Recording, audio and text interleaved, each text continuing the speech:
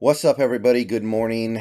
Time to check in on these Mariners, and unfortunately, nothing has changed. And I mean that about as literally as I can because after 100 games, this team is still the definition of average by any meaningful metric. 50 wins, 50 losses.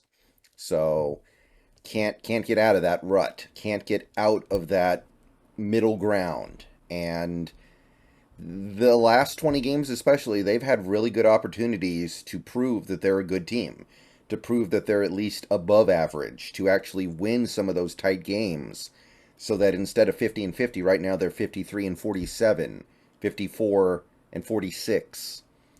That stuff could have happened so easily, and yet here we are. The page on screen doesn't include yesterday's game yet, but I don't really care. We're 100 games in. Getting sucked into one game as being particularly meaningful is it's not necessary anymore. So we got what we got. And what we got is 62 games left, and we probably need to win like 40 of them to have any real shot at the postseason.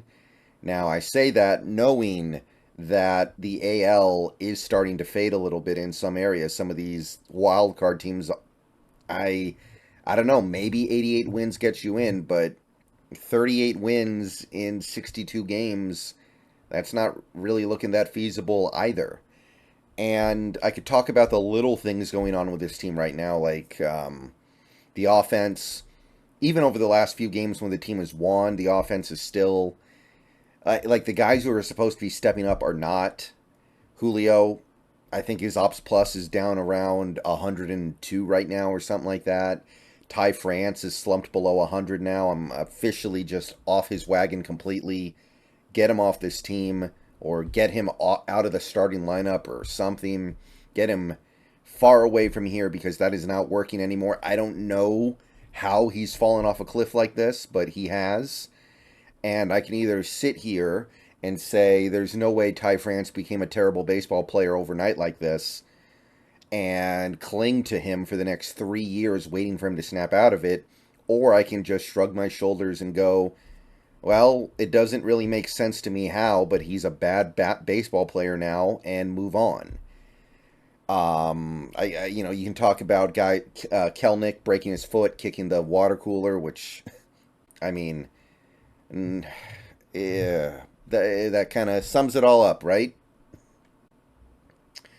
I'm I'm not I'm not going to kill the kid for being one of the few guys on this team who shows emotion and is clearly distraught and unhappy and affected by the way this season is going, by how mediocre we are. But obviously, that's something that you hope never happens again.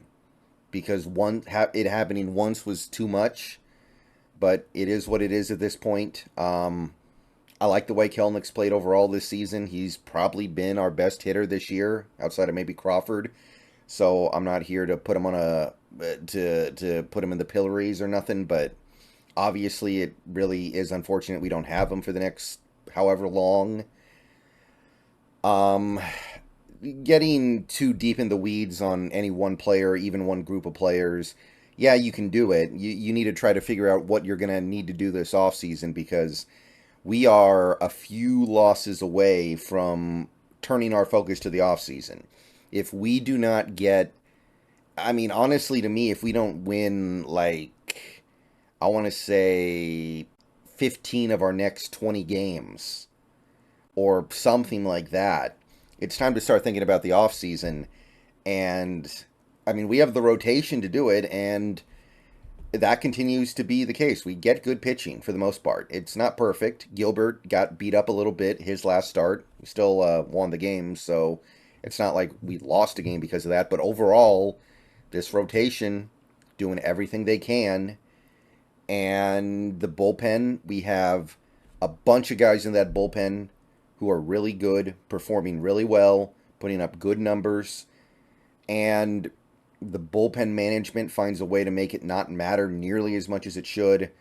The offense continues to make these starting pitchers this really good rotation not matter as much as it should. And it's just kind of the same old, same old. Same stuff we're kind of used to. Same stuff. I mean, I don't want to say it's always this way because it's not. It wasn't that long ago.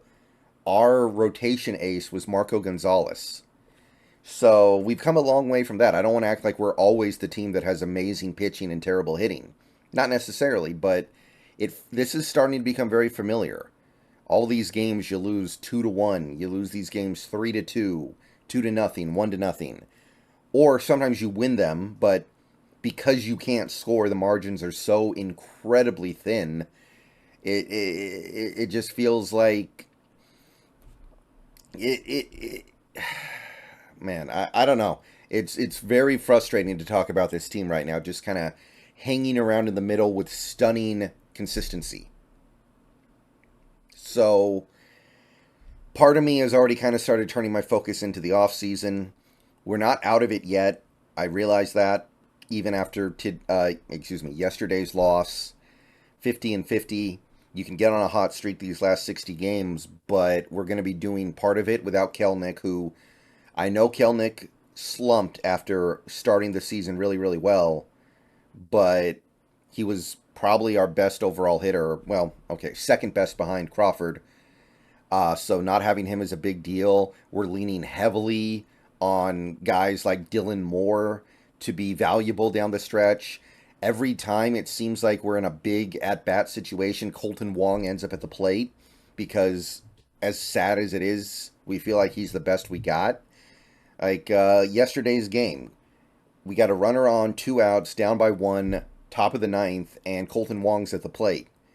And that seems like it has to be a joke, but no, that's really kind of the best we can do. And of course he comes through and we don't win the game anyway. But that's kind of the point of what I'm saying here. We need Colton Wong to actually come through in a lot of those spots because the lineup being what it is right now, we have no choice but to hope he can figure it out for at least a few good at-bats down the stretch. We have to just hope that Ty France gets hot here. And honestly, at this point, he could get hot for the rest of the season, and I still might not want him around anymore because he just goes way too cold for way too long. He's basically had 3 separate super slumps of a month plus over the last season and a half.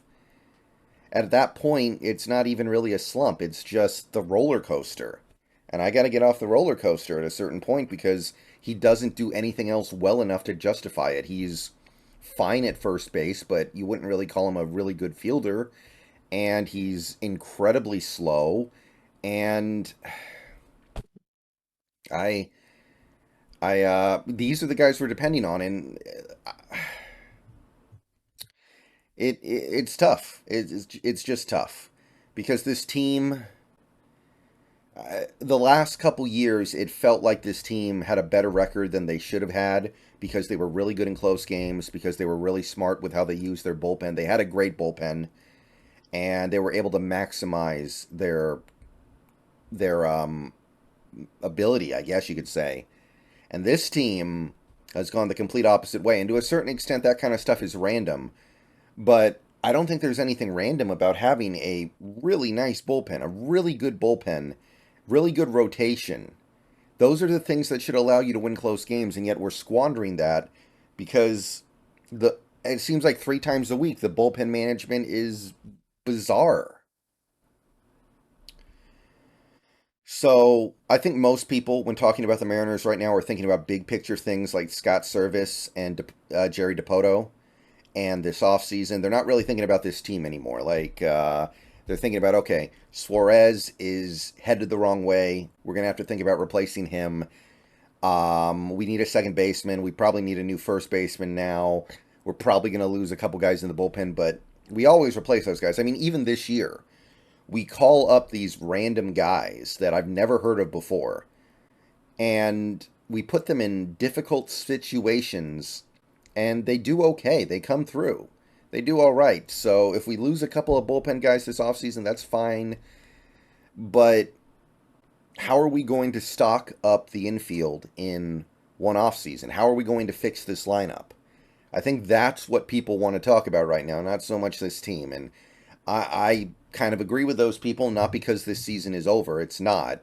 Again, we're not even, I think we're less than 7 games out of the wild card. Stuff happens. And there are some really good aspects of this team, and I don't want to diminish those things. Our defense mostly is good. Our pitching staff is really good most of the time. And our bullpen, I mean, we got guy after guy after guy who's playing at a really good level, but it's just not meaning as much as it should right now. And I don't really know where else to go with this video other than that. Like, this is just a really tough team to talk about right now. It's a tough team to figure out. 50 and 50 after 100 games. And there's no way this team is going to fall apart because our pitching is too good. So, that being the case, this is probably where we're going to be the rest of the season. Probably going to end up somewhere between 80 and 85 wins. We're not going to be bad enough to tank because the pitching's too good, and the offense isn't good enough for us to get on a hot streak. Like, the last 2 days, kind of the perfect microcosm. We had this great opportunity to win 2 days ago and then win yesterday. It's right there. And the offense just can't quite do enough. And the pitching can't be perfect forever. That's not how this sport works. So, yeah, I don't know. I try to be a little more of substance in these videos, but I don't really know where else to go with this other than to just say that this it just seems like we're going to be stuck here because I don't think we're going to be buyers at the deadline. Maybe we won't be sellers either. I don't know, but sellers more than buyers, if anything. And yeah, here we are stuck in the middle. See you guys later.